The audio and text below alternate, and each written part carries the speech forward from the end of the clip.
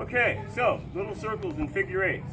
The figure eight is the best training tool you can use, especially when you're starting, because you're constantly going left, right, left, right, left, right. If somebody else does it with you, it becomes kind of aggressive and physical, and it's a lot of fun, okay? So, you guys did well out there. You guys kept your speed up correct. You didn't hit anybody, you didn't get close, so yay. All right, what we're doing now is called standing counterbalance. This is where you're climbing a hill and you get to that point of no return and you want